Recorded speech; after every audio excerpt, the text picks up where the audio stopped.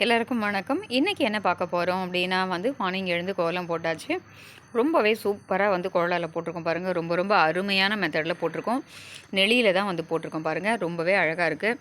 எனக்கு இந்த மாதிரி நெளியில் போடுறது ரொம்ப பிடிச்சிருக்கு. அது மட்டும் இல்லாமல் செம்மண் கோலம் போடும்போது ரொம்பவே மனசுக்கு நிறைவாகவும் சந்தோஷமாகவும் ஏதோ ஒரு சொல்ல தெரியாத ஒரு சந்தோஷம் கிடைக்கிறது. இந்த மாதிரி படிக்கோலம் போட்டு செம்மண் இடும்போது ஒரு தெய்வீக தன்மையாக மனசுக்கு தோன்றுறது. அப்படிங்கிறதுனால முக்கால்வாசி எப்போவுமே டெய்லி வெள்ளிக்கிழமை செவ்வாய்க்கிழமை மட்டும் இல்லாமல் அடிக்கடி எப்போல்லாம் தோன்றதோ இந்த மாதிரி செம்மண் கோலம் போடுறது வழக்கம்.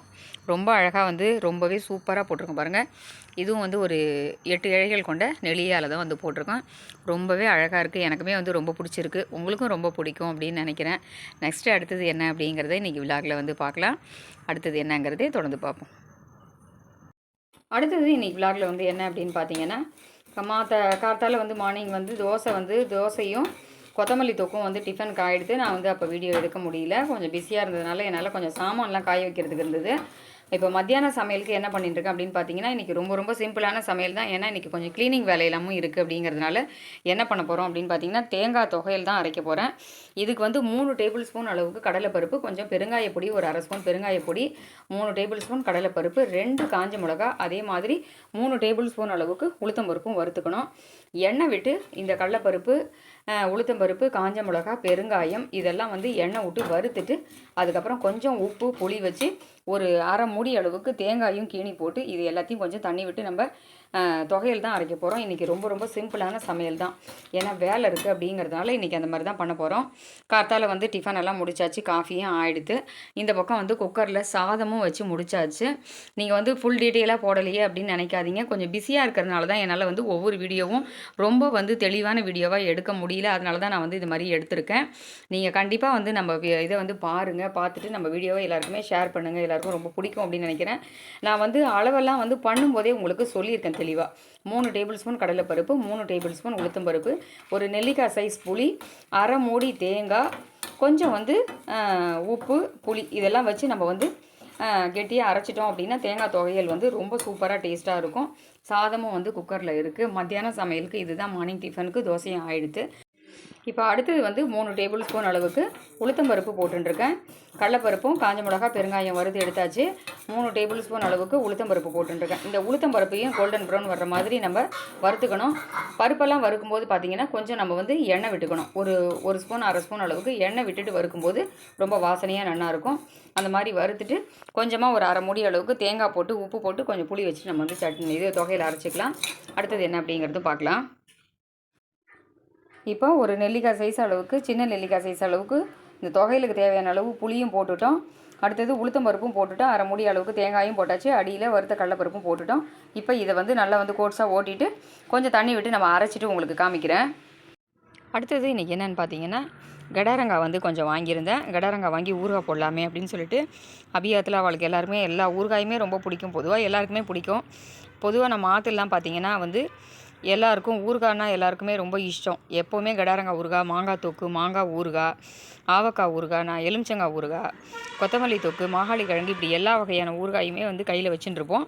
அதனால் கடாரங்காய் வாங்கி கொஞ்சம் இப்போ வெயில் அடிக்கிறதுனால நான் பழுத்த கடாரங்காயை வாங்கி நறுக்கி இது எல்லாத்தையும் உப்பு மஞ்சள் இப்படி போட்டு நல்லா ஒரு 4 நாள் கிட்ட ஊற வச்சு இப்போ ஒரு 2 நாளாக வெயிலில் வச்சு இந்த மாதிரி எடுத்துட்டுருக்கேன்.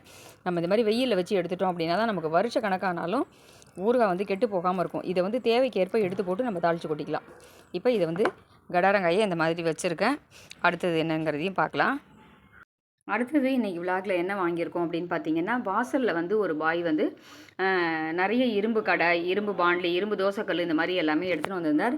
இது ஒரு மாதிரியான மெட்டல், கிட்டத்தட்ட பித்தளை மாதிரி உள்ள ஒரு மெட்டலில் சாம்பிராணி கரண்டி நல்லா தூபம் போடுறதுக்கு சாமிக்கு இது ரொம்ப சௌரியமாக இருக்கும். அப்படிங்கிறதுனால இந்த மாதிரி சாம்பிராணி கரண்டி வாங்கினேன். ஏன்னா ஏற்கனவே ஒன்று வச்சுருக்கேன். பட் இருந்தாலுமே இந்த மாதிரி பித்தளை மெட்டலில் ஒரு மாதிரியான மெட்டல், இது கலாய் இரும்பு, இது கலாய் அப்படின்னு சொன்னார். இது கருக்காது, இந்த மாதிரி பித்தளை மாதிரியே இந்த மாதிரி இருக்கும், கலர் சேஞ்ச் ஆகாது அப்படின்னு சொன்னதுனால இது வாங்கினா 100 ரூபா அப்படின்னு சொல்லிட்டு சொன்னார். பட் நான் 70 ரூபா தான் கொடுத்தேன். 70 ரூபாய்க்கு இது நல்ல நீளமான பொடி உள்ளது, கையில் சூடே படாது, அந்த மாதிரி உள்ளது வாங்கியிருக்கேன். இரும்புலேயே வந்து இந்த இரும்பு வந்து தண்டவாள இரும்பு அப்படின்னு சொல்லுவோம் பார்த்தீங்களா, இது துருவே பிடிக்காது. இந்த மாதிரி தண்டவாள இரும்பில் வந்து குழிப்பணியார கல் வந்து வாங்கியிருக்கேன். ஏற்கனவே வந்து நான்ஸ்டிக்கில் 2 வச்சுன்னு இருக்கேன், பெருசு சின்னதுன்னு. இருந்தாலும் இந்த மாதிரி இரும்பில் வாங்கி பார்க்கணும் அப்படின்னு எனக்கு ஆசை. ஸோ இதுவுமே வந்து 250 ரூபா அப்படின்னு சொன்னால் வாசலில், பட் நான் வந்து 200 ரூபா கொடுத்தேன். 7 குழி உள்ளது. இது வந்து ஒன்று வாங்கியிருக்கேன். அடுத்தது வந்து பார்த்திங்கன்னா ஃபுல்லாக வந்து இந்த ஓரங்கள் வந்து வளைவு இல்லாமல் ஃபுல்லாக ஃப்ளாட்டாக இருக்கிற மாதிரியான இரும்பு தோசைக்கல். இதுவுமே வந்து தண்டவாள இரும்பு கல். இந்த கல்லும் வந்து வாங்கியிருக்கேன். இந்த கல்லோட விலை என்ன அப்படின்னு பார்த்தீங்கன்னா, இது வந்து 350 ரூபா சொல்லி இந்த கல்லை வந்து 250 ரூபாய்க்கு வாங்கினேன். ஸோ 100 ரூபா வந்து குறைச்சி கொடுத்துருக்கா. மெயினாக வந்து இதில் என்ன பார்க்கணும் அப்படின்னா, தோசைக்கல் வந்து மோடு பள்ளங்கள் இல்லாமல் ஈவனாக வந்து ஒரே ஃப்ளாட்டாக இருந்தால் தான் நமக்கு வந்து தோசைக்கல் வந்து ரொம்ப சூப்பராக வரும். இந்த ஓரங்கள் வந்து கொஞ்சம் தடிமனாக குழிவு இல்லாமல் சமமாக இருந்ததுன்னா தோசை வந்து எடுக்கிறதுக்கு பேப்பர் மாதிரி ரொம்ப நன்னா வரும். இதை எப்படி பழக்கி நன்னா பண்ணணும் அப்படிங்கிறத அந்த பாயே வந்து சொல்லியிருக்காரு. இதை ஃபஸ்ட்டு நல்லா சோப்பு போட்டு வாஷ் பண்ணி அலம்பிடணும். அதுக்கப்புறம் கொஞ்சம் வெங்காயத்தை பொடி பொடியாக நறுக்கிட்டு அடுப்பில் 1 ஸ்பூன் எண்ணெய் விட்டு ஃபுல் கல்லுலேயும் வந்து நல்லா வந்து இந்த வெங்காயத்தை போட்டு பெரட்டி அது கருகிற அளவுக்கு பெரட்டி எடுங்க. மீடியம் ஃப்ளேமில் வச்சுட்டு ஃபுல்லாக இடத்துலையும் வெங்காயம் பரவுற மாதிரி போட்டு நல்லா வதக்கி எடுத்துகிட்டு அதை தூக்கி கொட்டிடுங்க.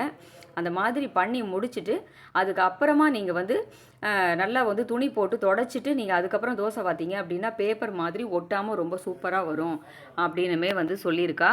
அந்த மாதிரி மெத்தடில் வந்து தோசைக்கல் புதுசாக வாங்கினா எடுக்க வரலன்னா நீங்கள் அந்த மெத்தடில் வந்து ட்ரை பண்ணி பாருங்கள், ரொம்ப சூப்பராக வரும். அடுத்தது இந்த அடுப்பு பார்த்திங்கன்னா இரும்படுப்பு. இது பெரிய அடுப்பு, இரும்படுப்பு, விறகடுப்பு, விறகு வச்சு சமைக்கக்கூடிய அடுப்பு. இது வந்து எனக்கு இல்லை, நான் மொத்தல வேலை செய்கிறம்மா கேட்டால் சரி அவளுக்கு வாங்கி தரலாம் அப்படின்னு சொல்லிட்டு இந்த அடுப்பு வந்து 550 ரூபா சொன்னால் சரின்னு சொல்லிட்டு இதை 350 ரூபாய்க்கு கேட்டேன். சரின்னு சொல்லி கொடுத்துட்டார் பாய். இன்னும் ஒரு சில பேர் நம்ம வாங்கினதை பார்த்துட்டு தோசைக்கல், கத்தி, தாளிச்சு கொட்டுற கரண்டி, அப்புறம் வந்து அருவாமனை இதெல்லாமும் சாணம் பிடிச்சோம். சரி நிறைய வாங்குறோமே அப்படின்னு சொல்லிட்டு இது 550 ரூபா சொல்லி 350 ரூபாய்க்கு இது வந்து 200 ரூபா குறைச்சிட்டு இந்த அடுப்புமே வந்து கொடுத்துருக்காரு. நல்ல பெரிய பாத்திரம், பெரிய குண்டு, பெரிய பெரிய கடாயெலாம் வச்சு நிறைய ஒரு 50 பேருக்கு சமைக்கிற அளவுக்கு இது மேலே வெயிட்டு தாங்கும். அந்த அளவுக்கு பெரிய பெரிய பாத்திரங்கள் வச்சு பண்ணலாம் அப்படின்னு சொல்லிட்டு இந்த இதுவுமே இன்றைக்கி வாங்கியிருந்தேன். சரி இதையும் உங்கள்கிட்ட இன்றைக்கி வாங்கினது வந்து இன்றைக்கி விலாகில் காமிச்சிக்கலாமே அப்படின்னு சொல்லிட்டு. அதுக்கப்புறம் பார்த்திங்கன்னா அப்படியே வந்து இந்த மாதிரி முருங்கைக்காய் பாருங்கள், நான் வீடியோவில் ஏற்கனவே பார்த்துருப்பீங்க. நல்ல நீளமான கிட்டத்தட்ட 3 அடிக்கு உள்ள நீளமான முருங்கைக்காய். இந்த மாதிரி முருங்கைக்காய் நம்ம மரத்தில் இருந்தது. சரி பறிக்கலாம் அப்படின்னு சொல்லிட்டு எதிர் வீட்டில் அவள் கேட்டாளேன்னு சொல்லிட்டு அவளுக்கு நிறைய கொஞ்சம் கேட்டான்னு பறித்து கொடுத்துட்டு எவ்வளோ நீளமாக இருக்குது பாருங்கள் முருங்கைக்காய். ஒரு முருங்கைக்காய் நறுக்கினாலே வந்து 15-16 துண்டம் வரும், அந்த அளவுக்கு பெரிய முருங்கைக்காய். சரி வந்து இதை பறிச்சிருக்கோம், இதையும் உங்களோட அப்படியே ஷேர் பண்ணிக்கலாமே அப்படின்னு சொல்லிட்டு இந்த தோசைக்கல் வாங்கினதெல்லாம் காமிச்சிருக்கேன். இதுக்கு அடுத்தது என்ன பண்ணுறோம் அப்படிங்கிறதும் பார்க்கலாம். இப்போ அடுத்தது நம்ம சூப்பராக வந்து தொகையில் அரைச்சாச்சு பாருங்கள். கரெக்டான பக்குவத்துக்கு ரொம்ப லூஸாக இல்லாமல் இல்லைனா வந்து இந்த மாதிரி அரைச்சி டப்பாவில் மாற்றியாச்சு. நம்ம இந்த மாதிரி அரைச்சி ஃப்ரிட்ஜில் ஸ்டோர் பண்ணிட்டா கூட நமக்கு 2-3 நாள் ஆனால் கூட இந்த தொகையில் வந்து கெட்டு போகாமல் ரொம்ப நல்லாயிருக்கும். ரொம்பவே அருமையாக வந்து தொகையில் அரைச்சாச்சு. அடுத்தது அப்படியே வந்து ஒவ்வொன்றா பார்க்கலாம். அடுத்தது சாப்பிட வேண்டியதான். அடுத்தது என்ன அப்படிங்கிறது பார்க்கலாம். இன்றைக்கி ராத்திரி சமையல் வந்து டிஃபன் எதுவும் பண்ணல. டெய்லியே வந்து சப்பாத்தி, இட்லி, தோசை இந்த மாதிரி பண்ணுறோம் அப்படிங்கிறதுனால இன்றைக்கி ராத்திரிக்கு தக்காளி சாதம் தான் பண்ண போகிறோம். ரொம்பவே ஃப்ரெஷ்ஷாக வந்து தக்காளி ரொம்ப அருமையாக இருக்குது பாருங்கள். தக்காளி நறுக்கி வச்சுருக்கோம். ரொம்பவே ரெட்டிஷாக அப்படியே கல் மாதிரி இருக்குது பாருங்கள். தக்காளி இந்த மாதிரி 1 கிலோவே 15 ரூபா தான். அதாவது 1 கிலோ 2 கிலோ வாங்கினோம் அப்படின்னா தக்காளி வந்து 1 கிலோ 15 ரூபா. நிறைய வாங்கினோம் அப்படின்னா 5 கிலோ 50 ரூபா. 1 கிலோவே 10 ரூபாய்க்கு தான் கொடுக்குறா. ஆனால் கல் மாதிரி அவ்வளோ சூப்பராக தக்காளி வந்து நன்னா இருக்குது. அதனால சரி இன்றைக்கி தக்காளி சாதம் பண்ணிடலாம் அப்படின்ட்டு அதனால் தக்காளி சாதம், கொத்தமல்லி தழை வந்து பொடி பொடியாக நறுக்கி போட்டுட்டோம் அப்படின்னா ரொம்ப சூப்பராக இருக்கும். இது எந்த மெத்தடில் பண்ணுறேன் அப்படின்னு பார்த்தீங்கன்னா, பெரிய வெங்காயத்தில் ஒரு 4 பெரிய வெங்காயம் நறுக்கிட்டு நல்லா வந்து ஒரு சட்னி கரண்டியால் 2 கரண்டி அளவுக்கு எண்ணெயை வந்து பாண்டியில் விட்டுட்டு கடாய் வந்து சூடானதுக்கப்புறம் கடுகு போட்டுட்டு வேணும்னா கடலைப்பருப்பு போட்டுக்கலாம். நான் வந்து தாத்தா சாப்பிடணும், வயசானவர், அவரால் கடலைப்பருப்புலாம் சாப்பிட முடியாது கடிச்சு அப்படின்னு சொன்னதுனால கடலைப்பருப்பு போடலை. வேணும்னா நம்ம கடலைப்பருப்பு, உளுத்தம் பருப்பு போட்டுக்கலாம். இந்த மாதிரி வெங்காயம் கடுகு தாளித்து கொட்டிட்டு அதில் மஞ்சப்பொடி போட்டு கொஞ்சம் பெருங்காய பொடியும் போட்டுட்டு தேவை அப்படின்னா நம்ம வந்து பூண்டும் போட்டுக்கலாம். போட்டுட்டு இந்த மாதிரி பூண்டு, தக்காளி, வெங்காயம் இதெல்லாம் வந்து வதக்கிக்கணும். கடுகு பொரிஞ்ச உடனேவே நம்ம வந்து சோம்பு தாளித்து கொட்டிடணும். சோம்பை வந்து தாளித்து கொட்டிட்டு அதுக்கப்புறம் வெங்காயம் சேர்த்து உப்பு போட்டு நல்லா வந்து வதக்கிக்கணும். வதக்கிட்டு அதுக்கப்புறமா வந்து வெங்காயம் நல்லா வதங்கினதுக்கப்புறம் நம்ம வந்து தக்காளி சேர்த்துக்கணும். ரொம்ப சூப்பராக இருக்கும் இந்த தக்காளி சாதம். வந்து இந்த மாதிரி பண்ணிக்கலாம். நான் வந்து தம் பண்ணுற மாதிரி குக்கரில் பண்ணுறதில்ல. சாதம் வந்து தனியாக 1 டம்ளர் அளவுக்கு சாதம் வந்து குக்கரில் வச்சுருவேன். 1 டம்ளருக்கு 3 டம்ளர் அந்த அளவுக்கு ஜலம் வச்சுட்டு 3 விசில் மட்டும் விட்டுட்டு தக்காளி வந்து இந்த மாதிரி பொடியாக நறுக்கிட்டு சாதம் ஸ்டீம் போனதுக்கப்புறமா சாதத்தை ஆற வச்சுட்டு இந்த மாதிரி வெங்காயம் தக்காளி இதில் வந்து தேவைக்கேற்ப காரப்பொடி போட்டுக்கணும். இதுக்கு வந்து நான் ஏற்கனவே மஞ்சப்பொடி போட்டுட்டேன். இப்போ வந்து காரப்பொடியும் போட்டுக்கிறேன். நமக்கு தேவைக்கேற்ப கொஞ்சமாக போட்டுக்கலாம். நான் வந்து ஒரு 1/2 ஸ்பூன் கிட்ட காரப்பொடி போடுறேன்.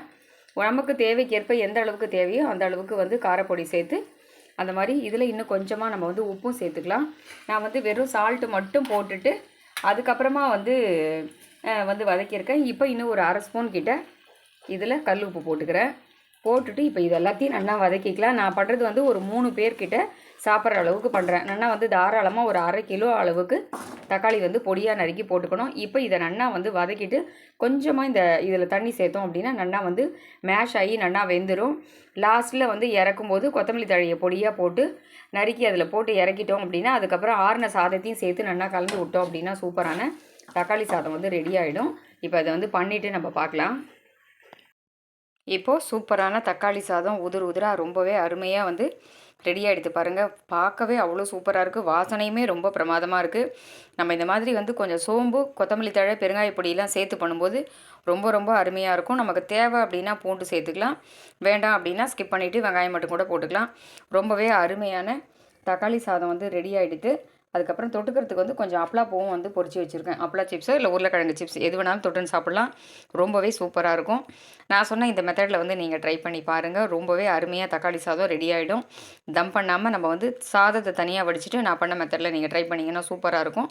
இந்த மாதிரி மெத்தடில் நீங்களும் ட்ரை பண்ணி பாருங்கள். எப்படி இருக்குன்னு சொல்லுங்கள். இதே மாதிரி மறுபடியும் வேறொரு வீடியோவில் சந்திக்கிறேன். நன்றி, வணக்கம்.